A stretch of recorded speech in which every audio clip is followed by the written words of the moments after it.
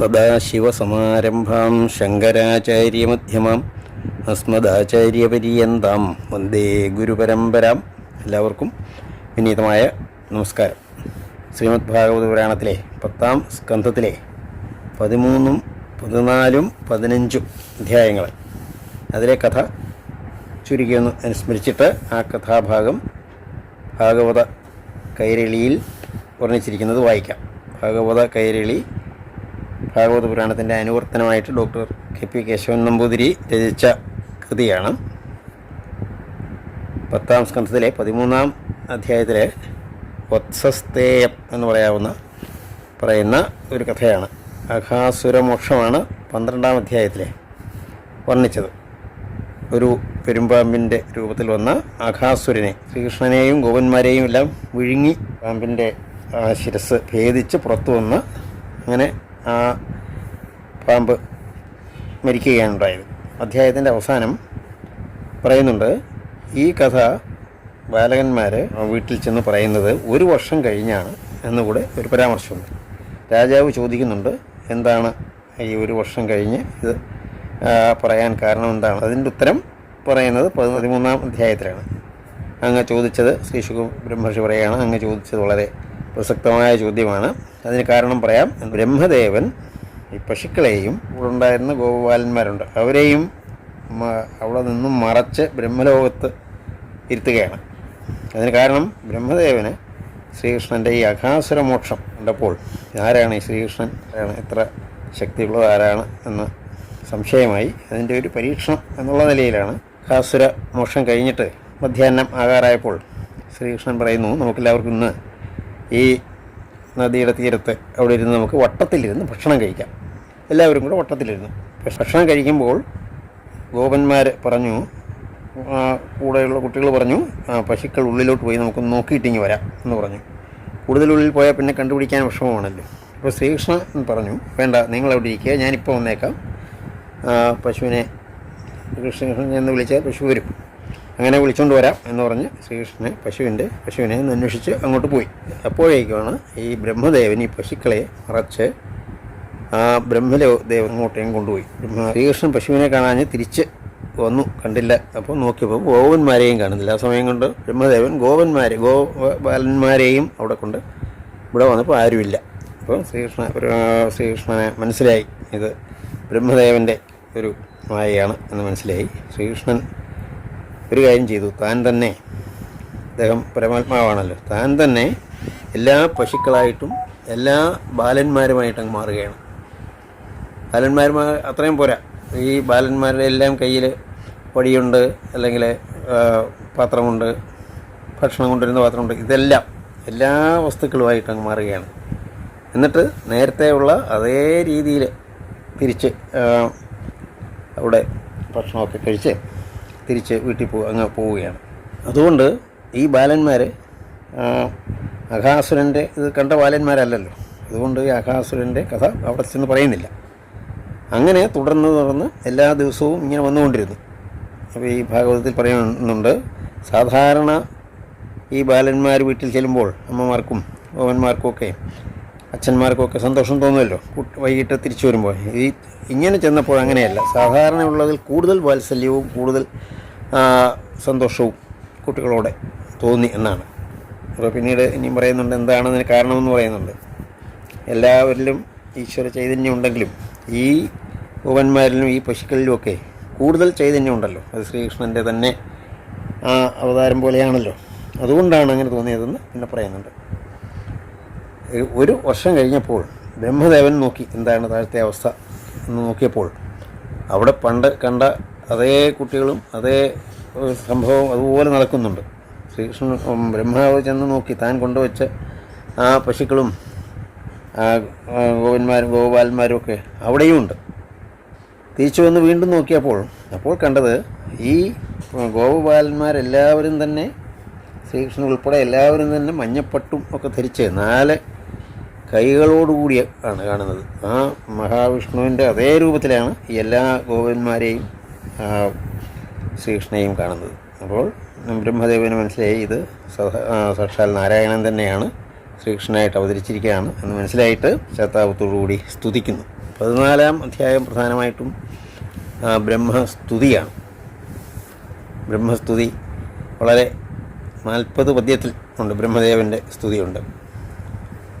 അവിടെ നൗമീഡ്യത്തെ പ്രഭുഷേ തടിദംബരായ എന്ന് തുടങ്ങുന്ന സ്തുതി വളരെ പ്രസിദ്ധമാണ്. ഈ ഭാഗത്താണ് അഹോഭാഗ്യം നന്ദഗോപൗരജൗകസാം എന്മിത്രം പരമാനന്ദം പൂർണ്ണം ബ്രഹ്മസനാതനം എന്ന് തുടങ്ങിയ അനേകം പ്രസിദ്ധ ശ്ലോകങ്ങൾ ഉണ്ട് ഈ സ്തുതിയുടെ കൂട്ടത്തിൽ. ശ്രീകൃഷ്ണ വൃഷ്ണികുല പുഷ്കര ജോഷദായൻ എന്ന് തുടങ്ങുന്ന പദ്യവുമൊക്കെ ആ സ്തുതിയിൽ വരുന്ന പദ്യവുമൊക്കെ പ്രസിദ്ധമാണ്. എന്നിട്ട് നമസ്കരിച്ചിട്ട് ബ്രഹ്മദേവൻ പോവുകയാണ്. കൃഷ്ണനെ യഥാർത്ഥ ബാലകരെ, ഗോപാലകരെയും പശുക്കളെയും എല്ലാം തിരിച്ചു കൊടുക്കുന്നു. പഴയ പോലെ തന്നെ കൃഷ്ണൻ ആ ഗോപാലന്മാരെ നദിയുടെ തീരത്ത് വട്ടത്തിലിരിക്കുന്നു. ശ്രീകൃഷ്ണൻ പശുക്കളെയും കൊണ്ട് വരുന്നു.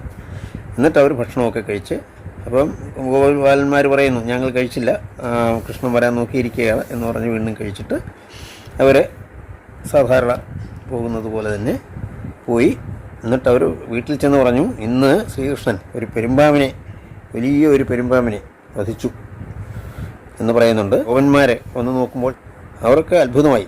ഈ പെരുമ്പാമ്പ് മരിച്ചിട്ട് 1 വർഷമെങ്കിലും ആയി കാണും, എന്ത് സംഭവിച്ചു എന്ന് അവർക്ക് മനസ്സിലായില്ല. കുട്ടികൾ എന്തോ മനസ്സിലാകാത്ത രീതിയിൽ പറയുകയാണ് എന്ന് ധരിച്ചു. കുട്ടികൾ ചിലപ്പോൾ കഥ മെനഞ്ഞ് പറയാമല്ലോ, അതാണോ എന്ന് ധരിച്ചു. 15-ാം അധ്യായത്തിൽ ധേനുകവധം എന്ന ഒരു കഥയാണ് വിവരിക്കുന്നത്.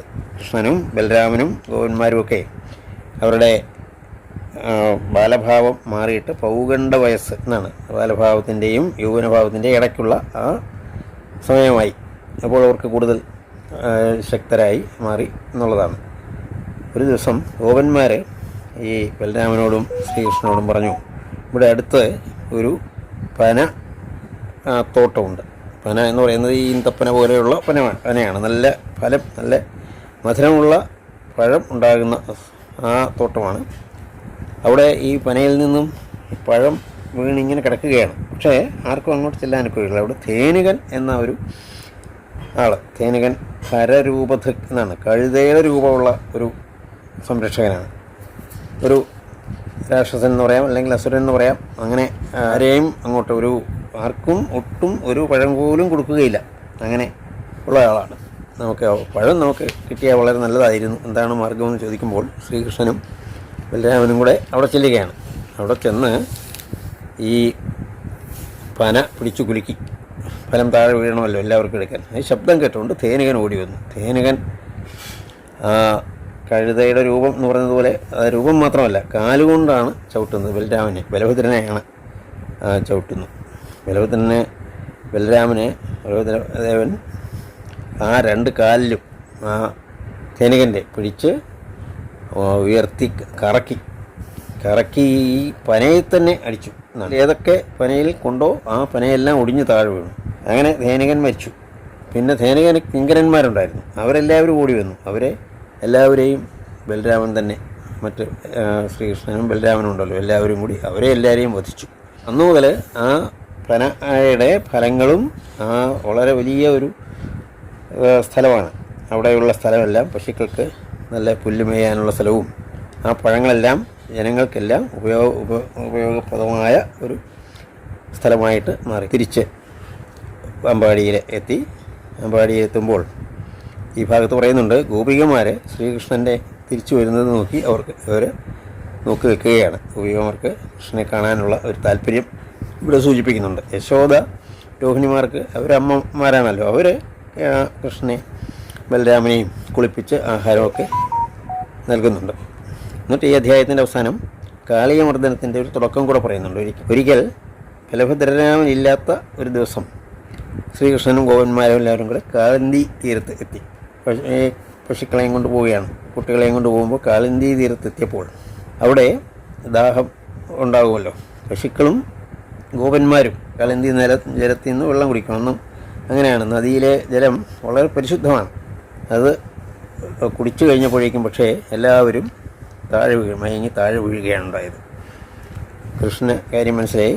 ഇത് കാളിയൻ എന്ന സർപ്പത്തിൻ്റെ വിഷമാണ്. കാളിയൻ ആ നദിയിലുണ്ട്. ശ്രീകൃഷ്ണനെ തൻ്റെ നോട്ടം കൊണ്ട് തന്നെ എല്ലാവരെയും ജീവിപ്പിച്ചു. എന്നിട്ട് ഈ കാളിയനെ അവിടെ നിന്ന് പറഞ്ഞു വിടാൻ തുടങ്ങുന്ന കഥയാണ് അടുത്ത 16-ാം അധ്യായത്തിൽ. കാളിയമർദ്ദനം വളരെ പ്രസിദ്ധമായ കഥയാണല്ലോ.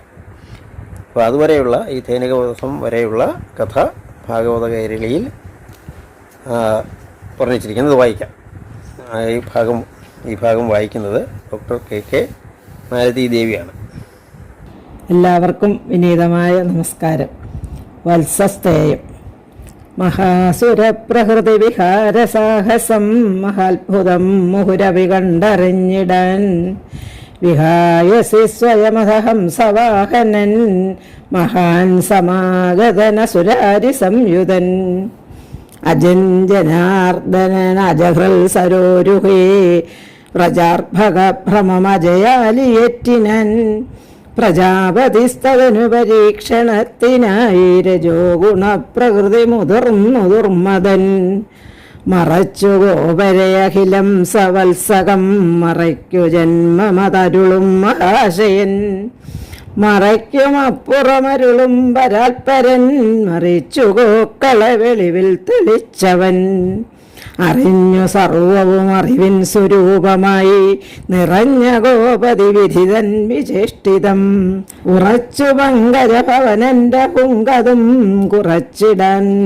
സരസിജനാഭനഞ്ജസ പശുക്കൾ വൻ ശിശുകുലവും ശിശുക്കളും പശുപ്രചാരണ വിഭവങ്ങളൊക്കെയും പ്രശസ്തമാം വിധമത നിർവിശേഷമായി പ്രസൃഷ്ടി ചെയ്തതുലകലാപരം ഹരി വിധിക്കുമാരുടെ കരുണാകടാക്ഷമാണധിശ്രയം ഭുവനവിധാന സാധനേ അധീശനാമവനിഹ സൃഷ്ടികർമ്മമിന്നധീനമെന്നതിൽ ഇതിലെന്തൊരത്ഭുതം കളിച്ചു മുൻപടി വടിവോടു ബാലരും വിളിച്ചു കൊമ്പുകൾ കളവേണു മഞ്ജുളം വിളിച്ചു ഗോക്കളവിരവോടു സന്ധ്യയിൽ തെളിച്ചുടൻ വ്രജപഥമർന്നു മാധവൻ അമേയനാം ത്രിഭുവന നായകൻ സ്വയം സ്വമായയാൽ ബഹുവിധ വേഷമാർന്നവൻ ആമായമാ വ്രജപുകളിയാടിനാനമാനുഷൻ ഖലു പശുപാലബാലകൻ അപൂർവ സൗഹൃദമുളവായി പരസ്പരം പ്രപൂരിത പ്രണയഭരേണ സാമ്പ്രതം പ്രഫുല്ലമായ അഖില സമൃദ്ധി ഗോകുലേ പ്രഫുല്ല പങ്കജനയനന്റെ ലീലയിൽ അശേഷരൂപവും ഇതു ശേഷശായി എന്ന ശേഷം അഗ്രജനറിയാതെ ശേഷനും വിശേഷമെന്തിരി ബഹുചിന്ത ചെയ്തഹോ വിശേഷമദ്ഭുതമതു മാത്രമോദിനൻ കഴിച്ചിതേ വിധം ഒരു വർഷമച്യുതൻ കളിച്ചു ഗോകുലമതിലാത്മമായയാൽ ഒളിച്ചു വെച്ചവരവിടുണ്ടു വേറെയും മിഴിച്ചു നിന്നിതു കഥമെന്നു പത്മജൻ പ്രഭാകര പ്രഭയിൽ വിളക്കു പോലവേ പ്രഭഗ്നമായി വിധികൃതമായ മായയും പ്രഭുത്വഭാവവും അഭിഭൂതമായി സ്വയം പ്രഭൂതനും ഭയപരിഭൂതനായ ഹോ അതീവമത്ഭുതമുളവായ അനന്തരം അതിഭ്രമപ്രതിമജന്നജാകൃതം പ്രതീതമായി ദ്വയമപി ഗോപഗോകുലം പ്രതിസ്ഫുടാകൃതി ഹരിരൂപരൂപിതം ശരീരമഞ്ജനദള നീലമഞ്ജുളം പരീതമഞ്ജിത സുഷമാ സമൃദ്ധിയാൽ കിരീടവും മകരമനോജ്ഞകുണ്ടലം കിരൽ പ്രഭാപടലാടരേഖയും തഴച്ച കുന്തളമളകാളിമേളിതം പൊഴിച്ചിടും പുരുകരുണാകടാക്ഷവും സ്മിതപ്രഭാമധുരസുധാരസാധരം ജിതപ്രഭാകരകരരശ്മി സൗസ്തുഭം നവീനമംഗള തുളസീതളോന്മിളൽ പ്രവാളകോമള വനമാലമാലയും നിവീതമായി വിലസിനമാറിൽ വത്സവും സുവീതമാം സുരുചിരപീതവസ്ത്രവും രഥാംഗവും ഗതശുഭശംഖഭംഗരും തഥാംഗസംഗതമണിഭൂഷണങ്ങളും പദാംബുജം പ്രണതജനാർത്തിഭഞ്ജകം തഥാ സ്വയം സരസിജനാഭനാഭിജേ തദംബുജേ തതനു നിരന്നു കണ്ടവൻ മുദംബുപൂരിതവദനൻ മതം വിനാ തദംഘ്രിപങ്കജമകമേ നിനച്ചഹോ സസംഭ്രമശ്രമജലമഗ്നനായ ജൻ ചിദാത്മകൻ ഹരികരുണാതരംഗിതൻ തദീയമായയുമുടനങ്ങടക്കിനൻ തഥാ സ്വദർശനമഖിലം തിരോഹിതം ദിദർശ പൂർവപദജനാവ്രജസ്ഥലം ദധിപ്രമർദ്ദിതമസൃണം കരാംബുജേ ദധാനനോദനകബളാർത്ഥമോദകം വിധാതൃവീക്ഷിതനഥ ഗോപബാലകൻ വിധായകൻ വിധിയുടെ സംവിധായകൻ അവർണ്യഭാവമുടിഹ ഹംസവാഹനൻ വിവർണനമ്പരമതിൽ നിന്നു സാദരം സുവർണദണ്ഡവദവന ഉപദിച്ചവൻ സുവർണ സൗഷ്ഠവനുതി ചെയ്തു കൃഷ്ണനെ. ബ്രഹ്മസ്തുതി. ഗോപാലകായ കളമേഘകളേബരായ ഗോപായ പിഞ്ചശിരസേതടിദംബരായ ഗോപാലനേകബളവേത്ര വിഷാണവേണുഗോപായ നൗമി വനമല്യമനോഹരായ ബാലായ ലോലമുരളീകളകായകായ ശ്രീലാളിതായ മൃദുലംബുജപാതകായ ലീലാവതാരതനവേ ജനപാലകായ ശ്രീലാസ്യ സുസ്മിതമുഖായ നമോ നമസ്തേ. ഭൂമൻ ക്ഷമാവണമിതാ ഭവതേ മദീയം ഭൂമാതിരേകമതുമാരറിവോ ത്വദീയം ഭൂമണ്ഡലത്തിൽ അസുരാംശഭരം ഹരിപ്പാൻ ഭൂമീശനായ ഭഗവാൻ അവതീർണനായി നീ മോഹാദിനിഗ്രഹമനുഗ്രഹമേകണം നിൻ മാഹാത്മ്യമദ്ഭുതമനന്തമഹാവിഭൂതേ മോഹിച്ചു മായയിൽ മയക്കുവതിന്നു നിന്നെ മോഹാന്ധകാരമതിൽ വീണഹമാർത്തബന്ധോ മാതാവ് തൻ്റെ ജഠരത്തിലെഴുന്ന കുഞ്ഞിൻ പാദാഹതിക്കു പകരം കരുതുന്നതുണ്ടോ നീതാനുമെൻ ചപലവൃത്തി പുറത്തു പേർത്തും ചാതാനുകമ്പമരുളേടുക നിൻകടാക്ഷം. നിത്യൻ നിരഞ്ജനനജൻ പുരുഷൻ പുരാണൻ സത്യസ്വരൂപനജിതൻ വിജിതാരിവൃന്ദൻ പ്രത്യക്രശാന്തനതിസാന്ദ്രസുഹാത്മകൻ താൻ സത്യം നിനക്കിലഖിലാത്മകന പ്രമേയൻ ശ്രീകൃഷ്ണ വൃഷ്ണികുല കൗമുദിചന്ദ്ര സാന്ദ്ര ശ്രീകൃഷ്ണ ലക്ഷ്മണ വിധർമ്മതമോ വിനാശിൻ ഗോദേവ ഗോദ്വിജവയോധി സമൃദ്ധികാരിൻ ഹേ ദേവദേവ ഭഗവൻ മഹദേ നമസ്തേ. ഏവം സ്തുതി പ്രസവവർഷസമം വിധാത ദേവപ്രദക്ഷിണ വിധിത്രിതയം വിധായ ഗോവത്സപാലകുലബാലകപാദപത്മേ ഭാവപ്രകാശക നമസ്കൃതി ചെയ്തനേകം. ധേനുകവധം. ഗോപാലകൃഷ്ണനും അനുഗ്രഹ ദൃഷ്ടി വ്യാപാരപൂർവകമനുജ്ഞ കൊടുത്തു ദാരം പ്രാപിച്ചു തത്ര നിജധാമമജൻ വ്രജംബുക്കാപൂര്യമാണ മുരളീധരനന്തി നേരം വൈകുണ്ഠനാഥനഥ ബാല്യദശാവസാനേ പൗഗണ്ഡകത്തിലതിമോഹനലീല തന്നിൽ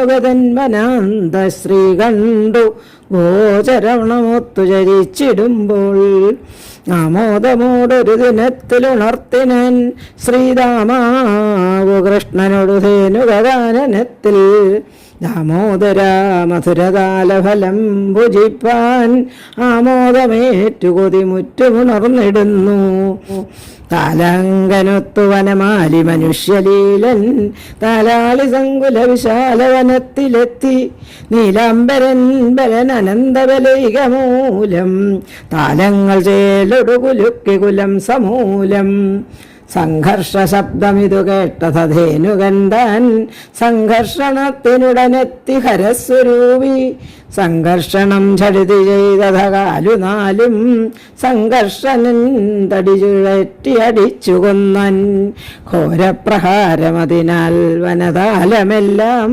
പാരാതഹോ ചടചടാരവമോടൊടിഞ്ഞു പാരിൽ പതിച്ചു മധുരാർദ്രഫലങ്ങൾ പാരം ഭാരിച്ച മോദമൊടു ബാലകരാസ്വദിച്ചാർ. സങ്കോചഹീനമിഹ ധേനുകപാലകൻ നീ സംഘർഷണൻ അരുളി ധേനുക ഹിംസനൂനം. സങ്കീർത്തനം പലതു ചെയ്തിതുപോൽ സുരാണാം സംഘം തിമിർത്തു കുസുമൽക്കരമാരി വർഷം. എല്ലാവർക്കും വിനീതമായ നമസ്കാരം.